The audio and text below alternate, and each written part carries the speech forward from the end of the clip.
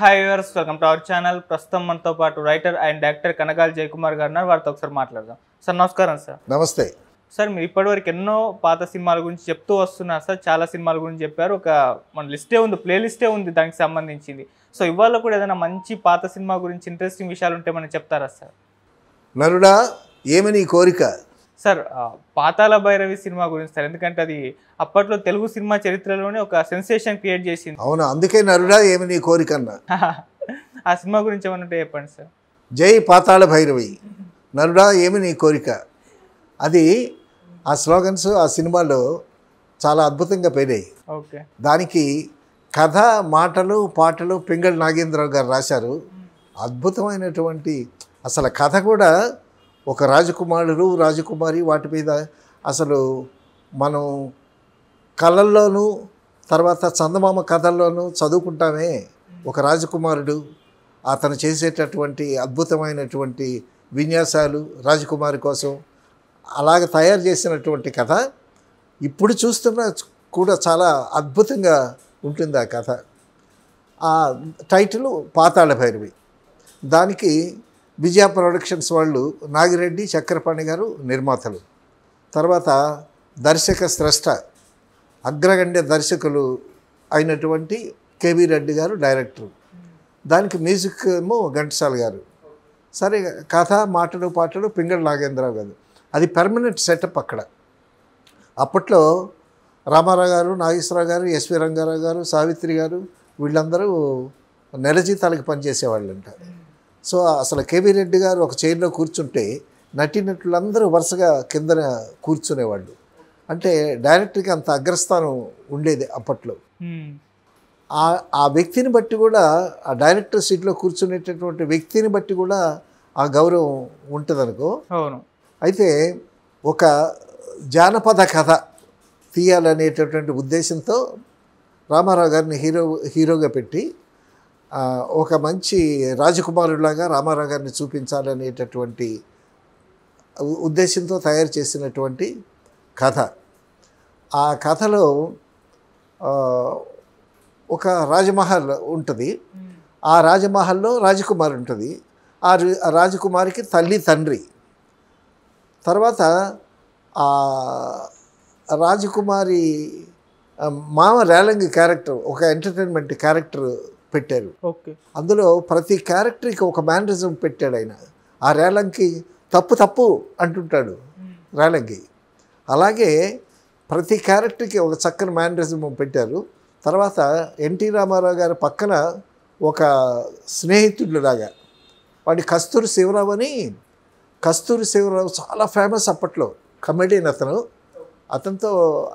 అతను పెట్టి హీరోగా సినిమాలు కూడా చేశారు. మద్రాసులో రామారావు గారి ఇంటి పక్కనే ఈ కస్తూరి శివరావు ఉండేది. అతనికి మంచి డిమాండ్ అప్పట్లో కస్తూరి శివరావుకి. ఈ కథ 30 భాగం రామారావు గారి మీద నడిచిన ఈ 30 భాగంలో ఈ కస్తూరి శివరావు ఉంటాడు. తర్వాత సెకండ్ హాఫ్లో సగం నుంచి కస్తూరి శివరావు మీద కథ నడిపిస్తారు.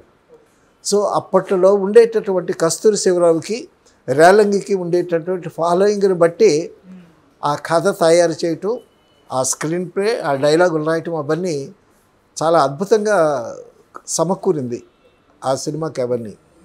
అది స్థూలంగా కథ ఏంటంటే, ఒక రాజమహల్లో రాణి రాజు ఉంటారు. సిఎస్ రావు రాజు భార్యగా ఎవరో వేశారు. తర్వాత ఆ భార్య తాలూకా తమ్ముడుగా రేలంగి కామెడీ క్యారెక్టర్ అనమాట, ఒక రాజకుమారుడిలాగా.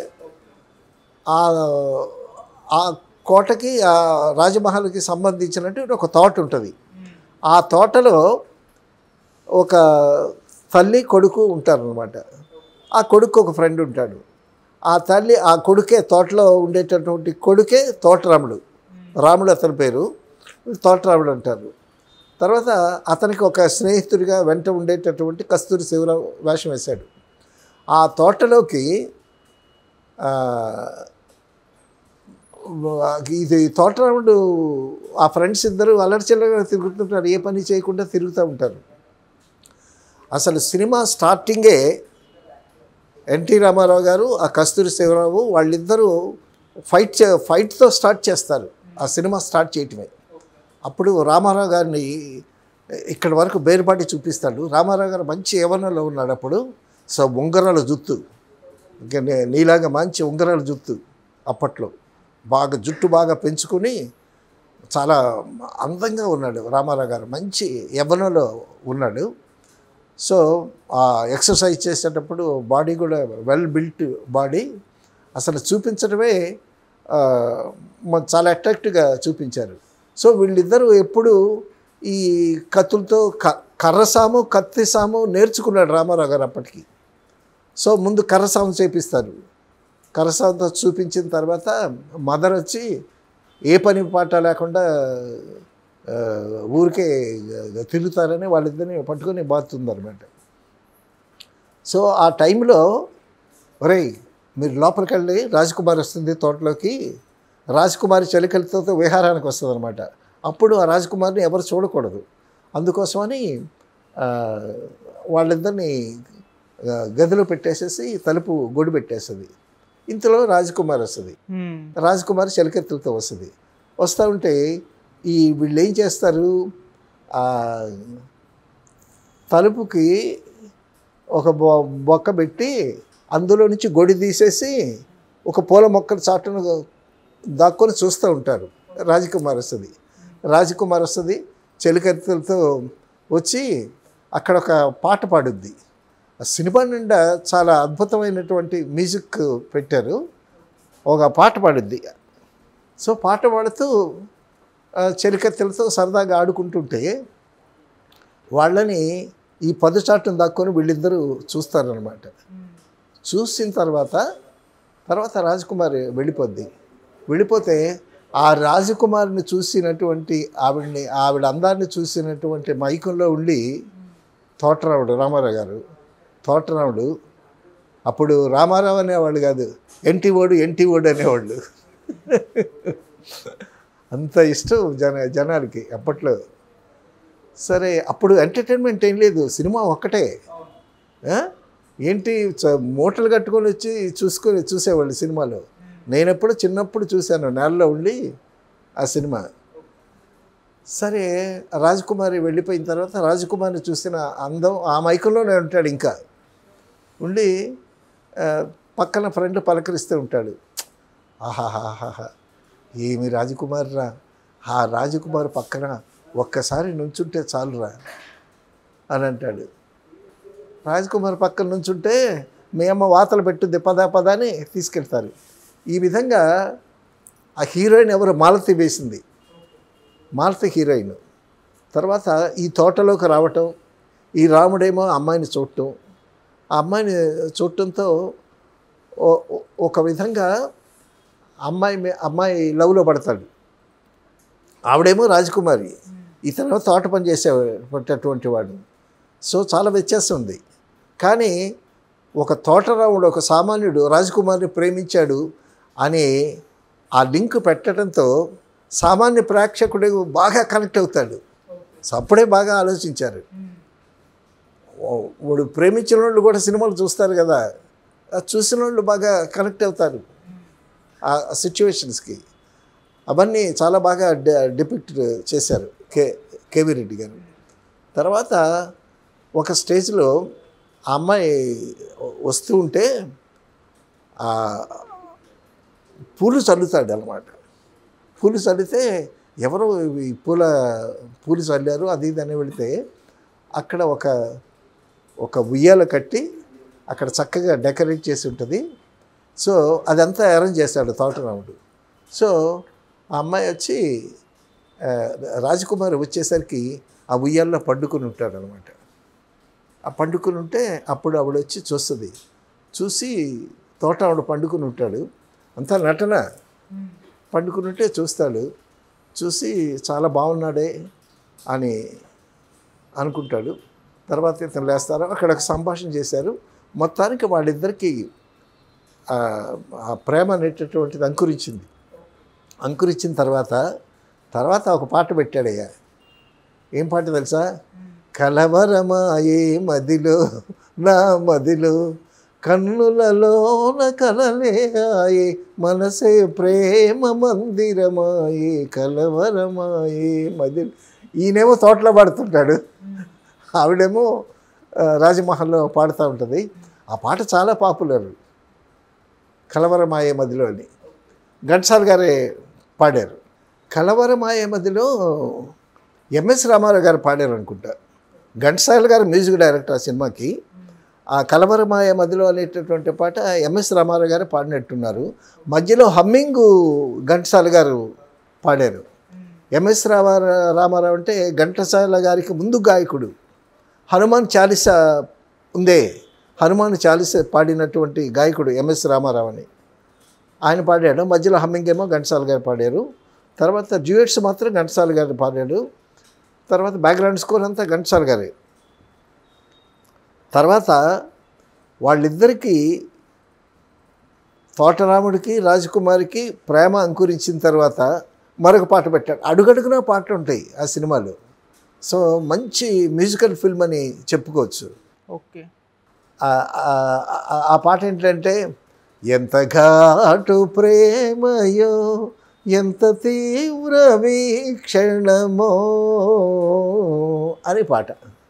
ఎంత ఘాటు ప్రేమయో, ఘాటు అనేటటువంటి మాట అప్పట్లో ఉపయోగించటం అనేటువంటిది చాలా గమ్మత్తైనటువంటి ప్రయోగం ఇది. ఘాటు ప్రేమ. ఇప్పుడు ఘాటు ప్రేమ అంటే హాస్యాస్పదంగా ఉపయోగిస్తాం. పింగళి నాగేంద్రరావు గారు ఎంత ఘాటు ప్రేమయ్యో అని అప్పుడే ఉపయోగించాడు. అంటే ఘాటు అనేటటువంటి పదానికి ఆల్టర్నేటివ్ దొరకలేదేమో ఆయనకి. చాలా అద్భుతంగా కథ కానీ, మాటలు కానీ, పాటలు కానీ పింగళి నాగేంద్రరావు గారు అద్భుతంగా రాశాడు ఆయన. అసలు ఎవరు ఉన్నా లేకపోయినా విజయ ప్రొడక్షన్స్లో పింగళి నాగేంద్రరావు గారు ఉండాల్సిందే. నాగిరెడ్డి గారి బ్రదరు, నాగిరెడ్డి గారు అన్నయ్య బిఎన్ రెడ్డి గారు, నరసింహారెడ్డి గారు, ఆయన సినిమాలు తీస్తూ పింగళి నాగేంద్రరావుని ఇవ్వమంటే ఇవ్వలా, మేమేమో అన్నారు. అంత విజయ ప్రొడక్షన్స్లో చాలా పర్మనెంట్, చాలా ఇష్టడు, చాలా గౌరవం ఆయనకి పింగళి నాగేంద్రరావు గారు అంటే. ఓకే. అద్భుతం. కథ, మాటలు, పాటలు అన్నీ ఆయనే రాసేవాడు. మరి ఎంత స్పీడ్గా రాసేవాడు ఆయన. తర్వాత ఇలా జరుగుతూ ఉంటుండగా ఎస్వి రంగారావు క్యారెక్టర్ని ఇంట్రడ్యూస్ చేశారు. అయ్యా ఎస్వి రంగారావు క్యారెక్టర్ నేపాళ మాంత్రికుడు. ఆయన డైలాగులు కూడా, ఆయన రెండరింగ్ కూడా, జానపదం సినిమా కదా, ఆయన రెండరింగ్ కూడా భలే గమ్మత్తుగా ఉంటుంది. సంజీవి సిద్ధమ సాయరా నిగ్గరై అంటుంటాడు. సో ఎస్వి రంగారావు క్యారెక్టర్ని ఇంట్రడ్యూస్ చేయటమే చాలా అద్భుతంగా ఇంట్రడ్యూస్ చేశారు. ఆయన గెటప్పే భలే ఉంటుంది, నేపాళ మాంత్రికుడు గెటప్. ఆయన్ని చూపించడమే, ఎస్వి రంగారావు చూపించి చెయ్యి టక్కమని నరుక్కుంటాడు. నరుక్కుంటే ఇక్కడికి మొక్క కట్ అయిపోయి కింద పడిపోయి ఉంటుంది. అంతకుముందే ఆయన శిష్యుడేమో పద్మనాభం సంజీవి సిద్ధమ సాయిరా డింగరి అంటాడు. అలంటే ఒక సంజీవి మొక్క తీస్తాడు శిష్యుడు, పద్మనాభం వేసింది ఆ వేషం. తర్వాత అంటే కాళికి బలి ఇవ్వటం అన్నమాట. కాళికి పూజ చేయటం, కాళిని స్మరించుకోవటం, ఆత్మహత్య చేసుకోవటం, అంత భయంకరంగా ఇంట్రడ్యూస్ చేశారు ఎస్వి రంగారావు గారి క్యారెక్టర్ని. ఆ ముక్క తెగిపోతుంది. తెగిపోయిన తర్వాత పద్మనాభం వస్తాడు, ఆ ముక్క అతికించరా అంటాడు. అతికిస్తాడు. అతికించి ఆ సంజీవి రెమ్మని ఇలాగంటాడు అనమాట. ఇలా అంటే మళ్ళీ అతుక్కుపోద్ది. అడవిలో సంజీవి మొక్క అని ఉంటుంది. ఆ సంజీవి మొక్క చిన్నప్పుడు కథలు చెప్పేవాళ్ళు మన పెద్దవాళ్ళు. ఎవడికో మోకాలకి దెబ్బ తగిలిందంట, రక్తం కారుతుందంట భయంకరంగా. అడవిలో వెళుతూ ఆకులు, అలమలు, వేర్లు అవన్నీ ఏదో దొరికితే ఆ రక్తం తుడుచుకుంటూ వెళ్తున్నట్ట. ఏదో గబుక్కున రక్తం ఆగిపోయిందంట. ఏంటని చూస్తే అక్కడే సంజీవి మొక్క ఏదో దొరికింది, అతికించాడు, మాయమైపోయింది. అలాగా ఆ సంజీవి మొక్క అనేటటువంటి దాన్ని అక్కడ ప్రవేశపెట్టాడు. ఆ సంజీవి మొక్క తాలూకా అక్కడ చూపించడానికి కారణం ఏంటంటే లాస్ట్లో మళ్ళీ ఆ సంజీవిని కూడా కలుపుతాడు కథలో. తర్వాత ఆ రాజమహల్ గేట్వే రాజమహల్ ముఖద్వారం ఉంటుంది కదా, ఆ ముఖద్వారం దగ్గర జనాలు కూడి ఉంటారు. ఎస్వి రంగారావు రాతిని కోతిగా చేస్తాడు, ఆ కోతిని ఒక డాన్సర్గా చేస్తాడు, అది డాన్స్ చేస్తుంది.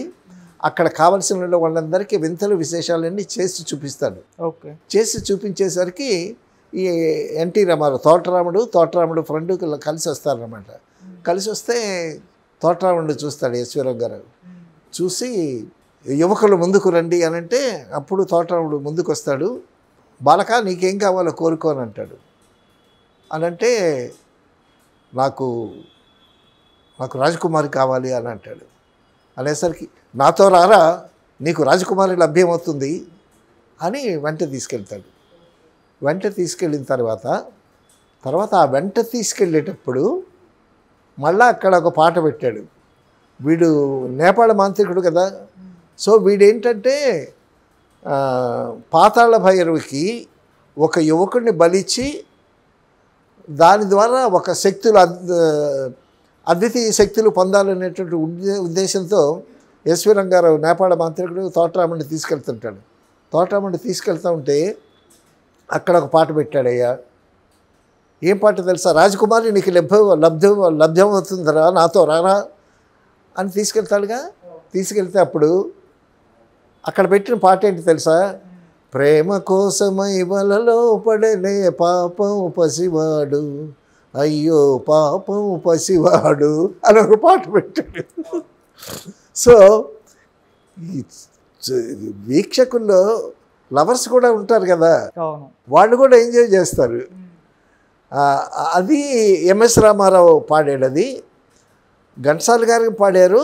ఇది మాత్రం ఎంఎస్ రామారావు పాడాడు. అందులో మధ్యలో హమ్మింగు ఘంటసాల గారు పాడారు.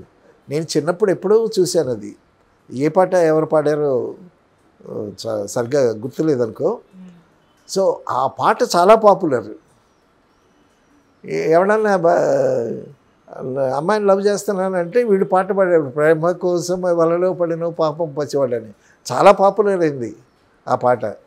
మొత్తానికి అక్కడికి వెళతాడు. వెళ్ళి తోటరాముడు వెంట తీసుకెళ్తాడు. తోటరాముడు వెంట తీసుకెళ్తే పెద్ద పొట్టేసుకుని ఒక పెద్ద విగ్రహం ఒకటి ఉంటుంది. ఒక ఇది గదలంటేది ఇచ్చి దాన్ని పగలగొట్టమంటాడు. దాన్ని పగలగొట్టమంటే అప్పుడు రామారావు పగలగొడతాడు. పగలగొడితే అక్కడ లోపల నుంచి పొగ వస్తుంది. తర్వాత అది ఒక సొరంగంలా ఉంటుంది.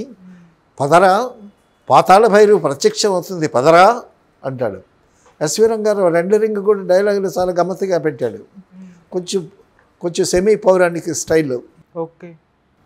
లోపలికి వెళ్ళిన తర్వాత అదే పాతాళ భైరవి ఒక విగ్రహం ఉంటుంది, అమ్మవారు విగ్రహం ఒకటి ఉంటుంది. విగ్రహం ఒకటి ఉంటే ఆ పుష్కరంలోకి స్నానం చేసి శుద్ధి పొందిరారా, అమ్మవారికి సాష్టాంగ నమస్కారం చేస్తే నీకు రాజకుమారి సిద్ధిస్తుంది అని అంటాడు. అనేసరికి అప్పుడు అక్కడ ఒక చిన్న కొలంలాగా ఉంటుంది, చిన్న పాండ్ ఉంటుంది. ఆ పాండులోకి వెళ్ళి స్నానం చేయడానికి దిగుతాడు. దిగేసరికి మొసలు కాలు పట్టుకుంటుంది. మీదన షర్టు అది తీసేస్తాడు. ఒడ్లో బాకు అది ఉంటే ఆ ఒడ్డును పడేసేసి ఆ పాండులోకి దిగుతాడు. స్నానం చేస్తుంటేటప్పుడు మొసలి కాళ్ళతో పట్టుకుంటుంది. ఆ మొసలితో ఫైట్ చేసి మొత్తానికి ఒడ్డుకొచ్చి నెమ్మదిగా ఆ కత్తి పట్టుకొని ఆ కత్తితో మొసలిని చంపేస్తాడు. చంపేసరికి ఆ చచ్చిపోయినటువంటి మొసలి ఒక శాపం నుంచి విమోచన పొందినటువంటి ఒక స్త్రీగా వస్తుంది అనమాట. అప్పుడు చెప్పుద్ది, నేను గంధర్వ కన్యని, నాకు నరుడు వల్ల నాకు చావు లభిస్తే నాకు శాప విమోచనం అవుతుంది అని ఉంది నాకు, కాబట్టి నీ వల్ల నాకు శాప విమోచనమైంది. ఆ నేపాళ మాంత్రికుడు పెద్ద దొంగ నిన్ను కాళికకి బలిచ్చి అతను శక్తులు పొందాలనుకుంటున్నాడు, నువ్వు జాగ్రత్తగా ఉండు అని చెప్పుద్ది. చెప్పిన తర్వాత అప్పుడు రామారావు కాళిక దగ్గరికి వస్తాడు. ఎస్వి రంగారావు శుద్ధి చేసుకుని వచ్చావుగా, దేవికి సాష్టాంగ నమస్కారం చేయరా అని అంటాడు. అని అనేసరికి ఇలాగంటాడు, అలా కాదురా, సాష్టాంగ నమస్కారం ఇలా చేయాలని ఆవిడ చెప్పుద్ది. శాపం అయిన చెప్పింది కదా, నిన్ను కాళికి బలిచ్చి వాళ్ళు శక్తులు పొందాలని చూస్తున్నాడని అప్పుడు వీడేం చేస్తాడు, పెద్ద గొడ్డలాగా ఉంటుంది ఈశ్వరం గారు, అది ఆ పక్కన పెట్టి సాష్టాంగ నమస్కారం ఇలా చేయాలి, ముఖం భూమికి తగలాలని, ఈ చెస్ట్ పొట్ట భూమికి తగలాలని సాష్టాంగపడి ఇలాగ చేయాలని సాష్టాంగపడతాడు. సాష్టాంగపడేసరికి అప్పుడు ఆ గండ్రగొడ్డలు తీసుకొని నరికేస్తాడు. నేపాళ మాంత్రికుడు నరికేస్తాడు తోటరావుడు. నరికేసిన తర్వాత ఆ దేవి విగ్రహమేమో తల ఇలా ఊగుద్ది, పడిపోద్ది. తర్వాత ఆ దేవి విగ్రహం పగిలిపోయి ఆ లోపల నుంచి దేవి ప్రత్యక్షం అవుద్దన్నమాట. దేవి ప్రత్యక్షం అయ్యేసరికి తోటరావుడు భయపడతాడు. భయపడితే నరుడా ఏమి నీ కోరిక అన్నట్టుది. ఆ వేషం ఎవరు వేశారు, గిరి చేసింది. గిరి చేసి దేవత వేషం వేసింది. తర్వాత రేలంగి పక్కన కమెడియన్గా వేసింది అనుకో. తర్వాత ఒక సినిమాలో హీరోయిన్గా కూడా వేసింది గిరిజ. అంటే అప్పుడు కొత్తగా వచ్చినటువంటి టైం అయి ఉంటుంది, చక్కగా ఫ్రెష్గా అందంగా ఉంది. సో ఈ దేవి వేషం పనికి వస్తుందని దేవిని వేశారు. ఇందులో ఎస్వి రంగారావు గారు నేపాళ మాంత్రికుడికి ఒక గమ్మత్తైన డైలాగ్ ట్రెండ్ పెట్టారు. ఇప్పుడు నువ్వు వెళ్ళి పుష్కరిలో స్నానం చేసి రమ్మంటాడు కదా, అక్కడ ఎస్వి రంగారావు గారు డైలాగ్ ఒకటి ఉంది.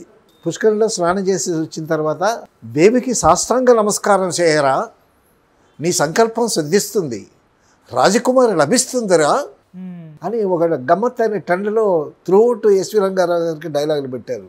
తర్వాత రేలంగికి ఒక మేనరిజం పెట్టారు.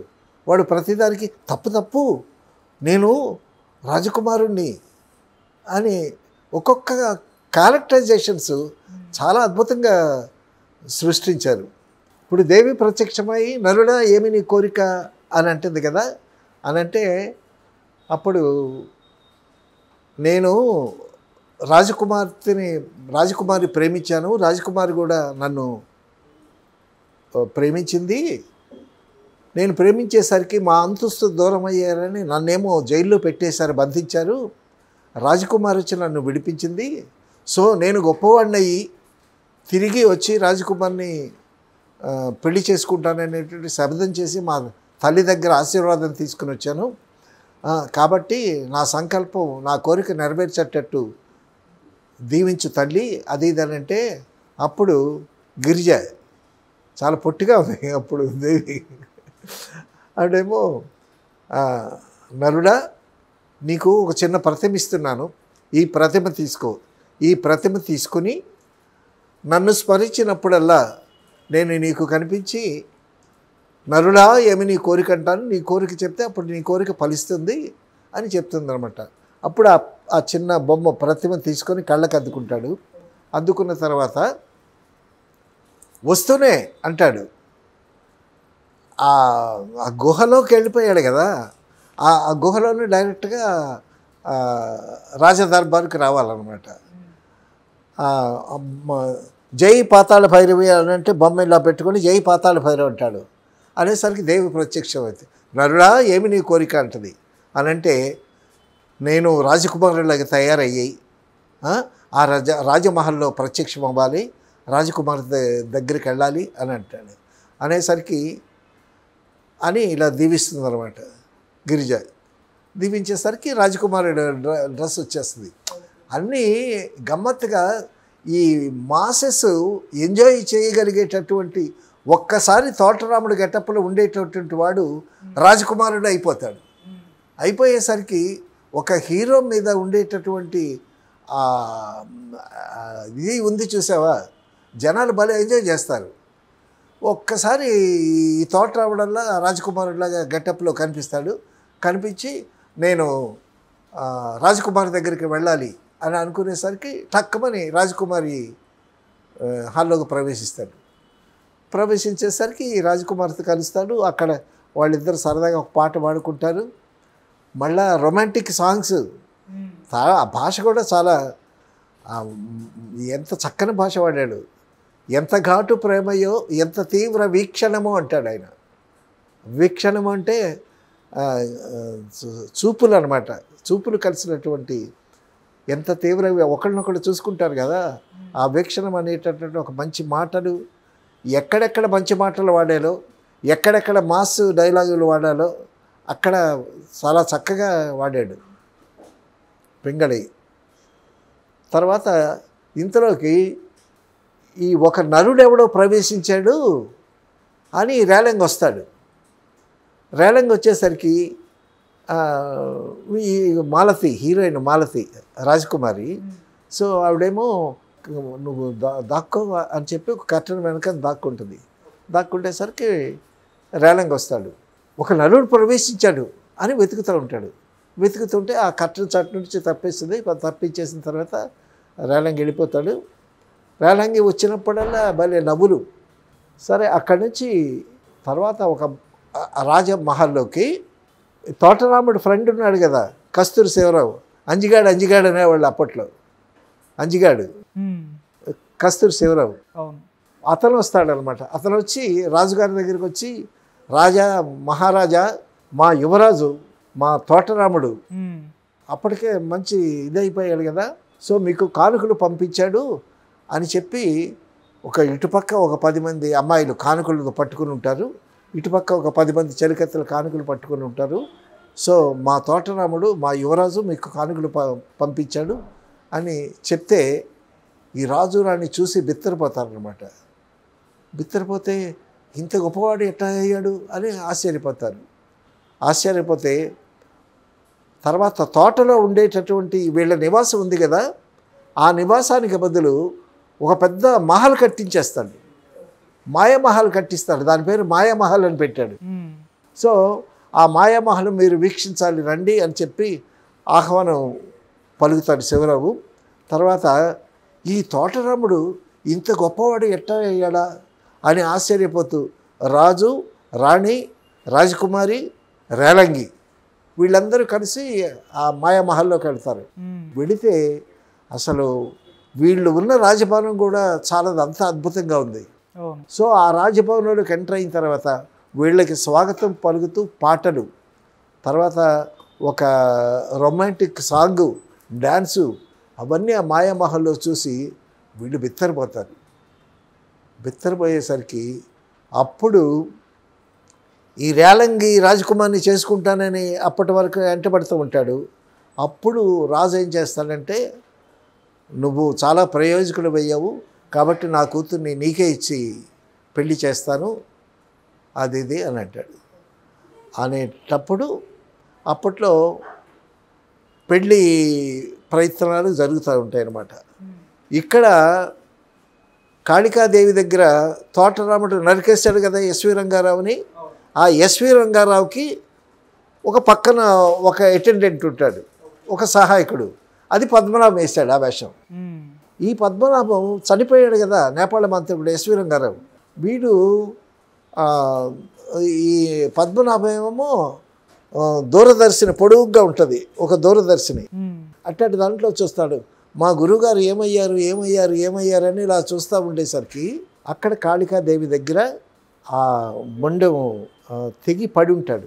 అప్పుడు పద్మనాభం వెళ్ళి మొట్టమొదట చెయ్యి నరుక్కుండేటప్పుడు సంజీవితో చెయ్యి అతికించాడు కదా పద్మనాభం. అప్పుడు మళ్ళా ఆ సంజీవిని ఆ చిన్న మొక్క తీసుకొని, ఎండు పుల్లలాగా ఉంటుంది, ఆ మొక్క తీసుకొని వెళ్ళి నేపాళ మాంత్రికుడిని మళ్ళీ బతికిస్తారన్నమాట. సరిగ్గా వీళ్ళ పెళ్ళి, తోటరాముడు రాజకుమారి పెళ్ళి జరిగేటప్పటికి వాడు బతికి వస్తాడు.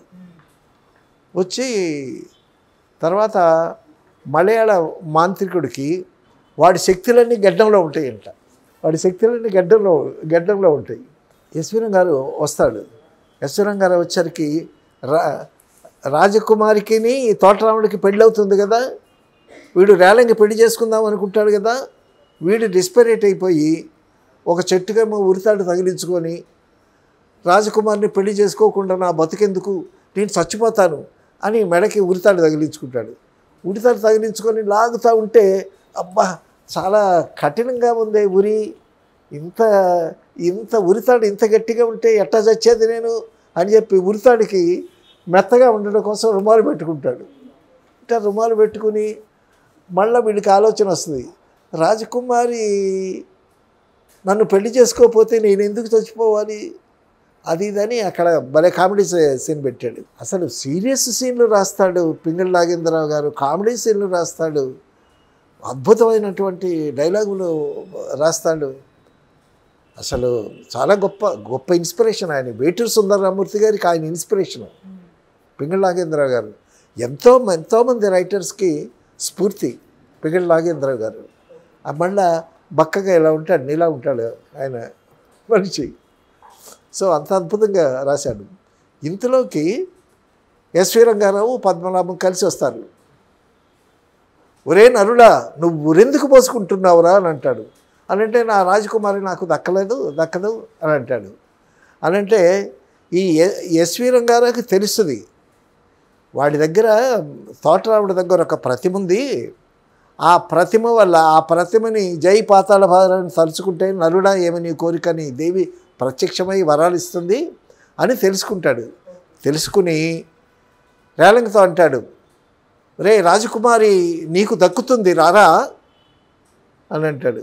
డింగరి అంటాడు, ఒరే డింగరి రాజకుమారి నీకు దక్కుతుందిరా, భయమేలా నాతో రారా అని అంటాడు. అని పిలిచి ఆ తోటరాముడు దేవుడి దగ్గర ఆ విగ్రహాన్ని పెట్టి దానికి పువ్వులు వేసి నమస్కారం పెడతా ఉంటాడు. ఆ విగ్రహం, ఆ ప్రతిమ నువ్వు దొంగిలించుకొస్తే ఆ ప్రతిమ వల్ల నీకు లాభాలు నీకు కోరుతాయిరా, అది ఇది అని చెప్తాడనమాట.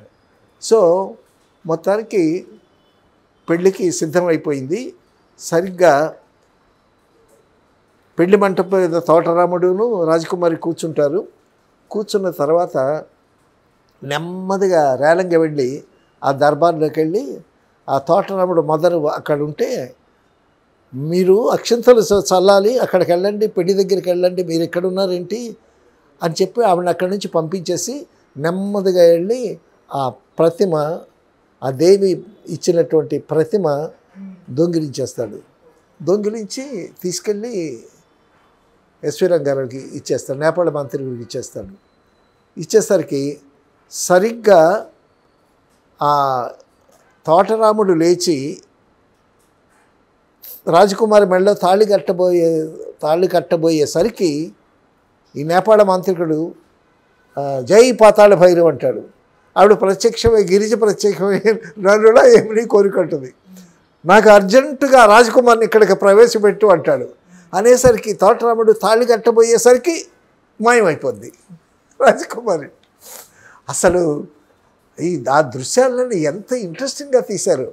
అసలు అల్లిక నాగిరెడ్డి గారు, చక్రపాణి గారు చాలా జీనియస్ బ్రెయిన్. చక్రపాణి గారు ఏది చెప్తే అది. అసలు చందమామ అనేటటువంటి పుస్తకం ప్రారంభించింది ఆయన, చక్రపాణి గారు. చిత్రం ఏంటో తెలుసా, నాగిరెడ్డి గారేమో రెడ్డి సామాజిక వర్గాన్ని వచ్చాడు, తర్వాత చక్రపాణి గారేమో తెనాల నుంచి కమ సామాజిక వర్గం నుంచి వచ్చారు. వాళ్ళిద్దరికి ఫ్రెండ్షిప్ అసలు అప్పట్లో ఉండేవి కావు, తర్వాత వచ్చినటువంటి వైషమ్యాలు అనుకో. సో చక్రపాణి గారు మంచి రైటరు, బెంగాలీ కూడా వచ్చు అనుకుంటా, ఆయనకి కొన్ని నవల్స్ కూడా తర్జుమా చేశాడు. చక్రపాణి గారు ఏది చెబితే అది వేదం నాగిరెడ్డి గారికి. చక్రపాణి గారు అంటే అంత గౌరవం కూడా అంతమందికి. సో వాళ్ళందరికీ ఒక గురువులాగా అనమాట. ఏదన్నా సమస్య వచ్చిందంటే చాలా చులకనగా పరిష్కరించేస్తాడు చక్రపాణి గారు. మహామేధావి ఆయన. సన్నంగా పొడుగ్గా ఉంటాడు, సిగరెట్ కాల్చిన స్టూడియో అంతా తిరుగుతూ ఉంటాడు. ఒకసారి మాయాబజార్లో ఒక పాట తీయటానికి ఊటీ వెళదాం అనుకున్నారు. ఊటీ వెళదాం అనుకునేసరికి అప్పుడు ఊటీ వెళ్ళి పాట షూట్ చేయాలి అని అంటే చాలా ఖర్చుతో కూడుకున్నటువంటి, అప్పుడు రవాణా సౌకర్యం ఇంత బాగా లేవు కదా.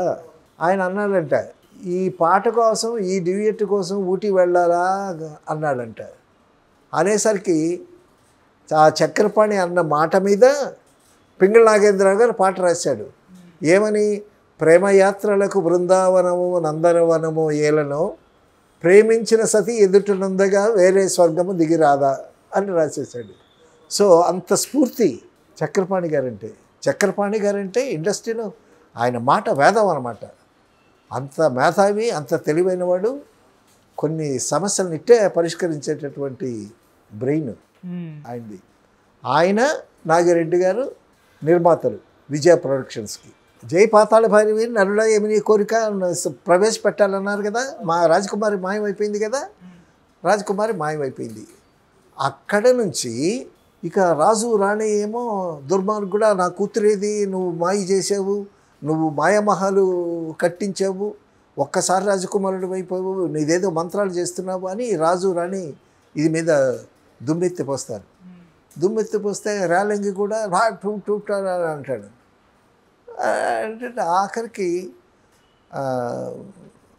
విచారంతో రాజకుమారిని ఏ విధంగా తీసుకొస్తాను రాజా, నా మాట నమ్మండి అని ఎన్టీ రామారావు తోటరాముడు బయలుదేరితే మళ్ళీ అక్కడ ఒక పాట పెట్టాడు. రాజకుమారిని వెతకటానికి వెళ్ళి ఏంటి కనుగొనగలను లేను ప్రాణముతో సఖిని కనుగొనగలను లేను.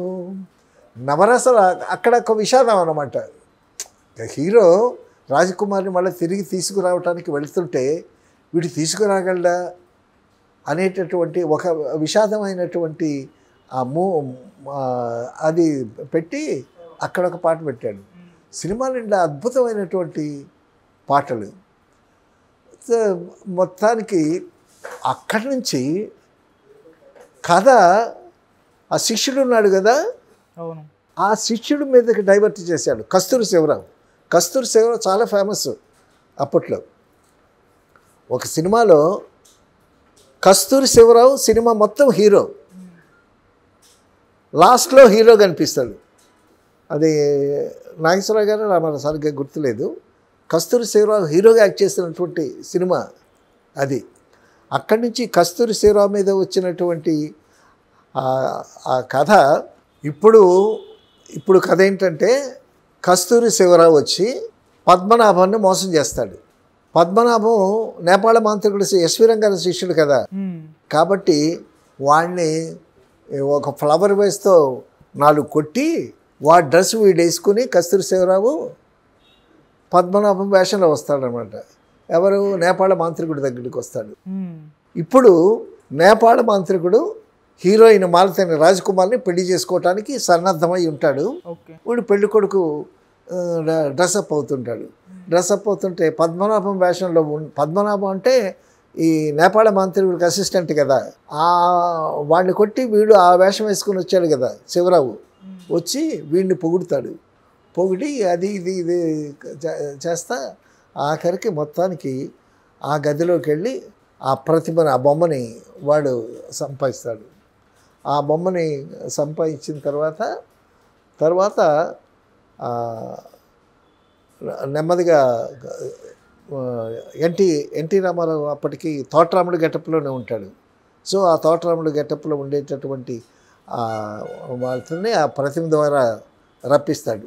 ఈ ప్రతిమ పెట్టుకుంటే జై పాతాళ భైరవి అంటే నరుడా ఏమి నీ కోరిక అని గిరిజ ప్రత్యక్షం అవుతుంది కదా. సో ఏం కోరిక కావాలి అంటే నేను రాజకుమారి దగ్గరికి వెళ్ళానేసి రాజకుమారి దగ్గరికి వచ్చేస్తాడు. సో రాజకుమారి దగ్గరికి వచ్చేసిన తర్వాత ఇంతలోకి పెళ్లి గెట్టప్ వేసుకొని నేపాళ మంత్రికుడు ఎస్వి రంగారావు వస్తాడు. సెంటు గింటు గట్ట ఉంటాడు. ఉండి వాడు నేపాళ మంత్రికుడు వస్తున్నాడని చెప్పి ఎన్టీ రామారావు ముసుగుదాన్ని పండుకుంటాడు. రాజకుమారి పక్కన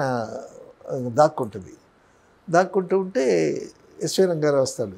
ఎస్వి రంగారావు వచ్చి దేవి నిద్రించుచున్నావా అని అంటే అప్పుడు ఎన్టీ రామారావు రాజకుమారి లాగా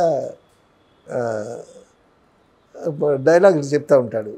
అప్పటికి ఇంకా ఆ బొమ్మ వీళ్ళకి దక్కలేదు.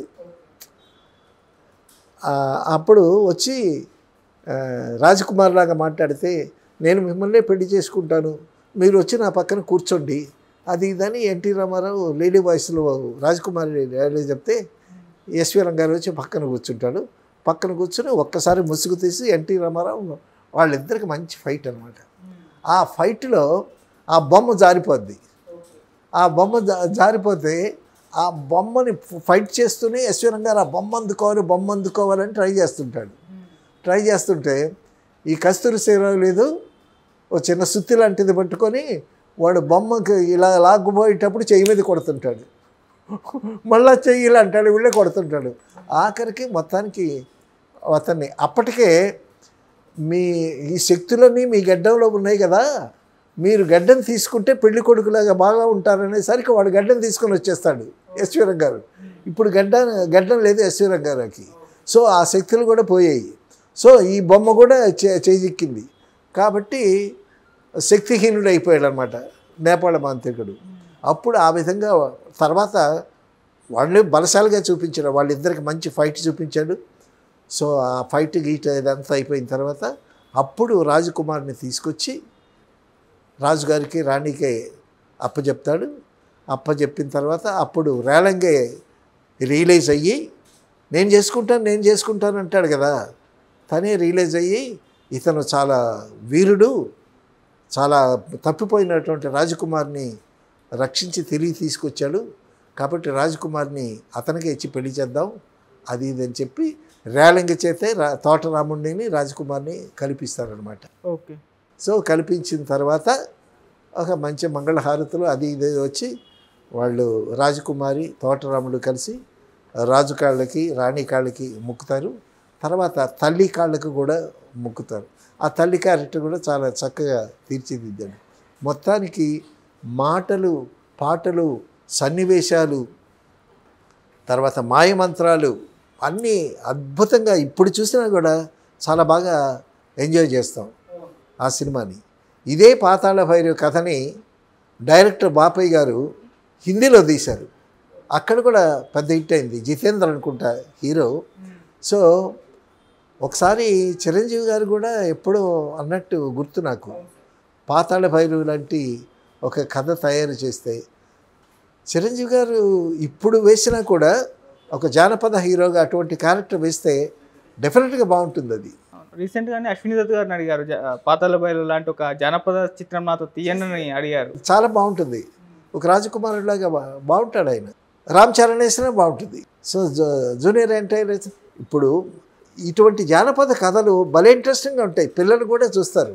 అప్పుడేంటి ఆబాల గోపాలం పిల్లలు, మధ్య వయస్కులు, ముసలివాళ్ళు చక్కగా ఎంజాయ్ చేసేవాళ్ళు ఈ సినిమాల్ని. అటువంటి జానపదం మళ్ళా ఒకసారి బాగా తీస్తే విఠాచార్య గారి సినిమాలన్నీ జానపదాలే కదా. సో చాలా ఇంట్రెస్టింగ్గా ఉంటాయి అవి. సో అటువంటి మంచి జానపదం ఒక సినిమా మళ్ళీ వస్తుందని ఆశిద్దాం. సార్ ఇప్పుడు అంటే గ్రాఫిక్స్ అయిపోయింది, పెద్ద పెద్ద సెట్లు వేస్తున్నారు, సిజిఐ వచ్చేసింది, సిజిఐ. సో అప్పుడు సెట్లు వేసేవారా, ఎలా తీసేవారు సార్ ఆ గ్రాఫిక్స్ అదంతా కూడా? అక్కడ మిచ్చల్ కెమెరా మీద టిక్ తీసేవాళ్ళు. మిచ్చల్ కెమెరానే ఇంత ఉండేది. మిచ్చల్ కెమెరా ఇంత ఉండేది. ఇప్పుడు నువ్వు ఉన్నావు, మిచ్చల్ కెమెరా ఆన్ చేస్తే నువ్వు కనిపిస్తావు. నువ్వు అదృశ్యం అయ్యేటట్టు ఎట్లా తీస్తారంటే, ఇప్పుడు నిన్ను కూర్చోబెట్టి కెమెరా ఆన్ చేస్తారు. కెమెరా ఆన్ చేసిన తర్వాత కెమెరా ఆఫ్ చేస్తారు. ఆఫ్ చేసిన తర్వాత నిన్ను లేపేస్తారు, ఉట్టి కుర్చీని చూపిస్తారు, అది రన్ చేస్తారు. సో తర్వాత కెమెరాలో కూడా ఒక వ్యక్తి అదృశ్యం అయ్యేటటువంటి డెవిస్ ఉంది. అలాగే చేసేవాళ్ళు. మేము సంపూర్ణ రామాయణాలు చేసేవాళ్ళగా. బాపు గారు సంపూర్ణ రామాయణలో ట్రిక్ ఫోటోగ్రఫీకి రవికాంతరావుగా ఇచ్చొచ్చాడు. సో ఆయన చేస్తూ ఉండగా మేమంతా చూసాం. అవన్నీ ట్రిక్స్ అన్నీ మిచ్చల్ కెమెరాలో చేసేవాళ్ళు. అసలు టెక్నాలజీ రాకముందే అద్భుతమైనటువంటి మాయాబజార్లో టెక్నాలజీ అప్పటికి వచ్చిందా? ఈ టెక్నాలజీ రాలేదుగా.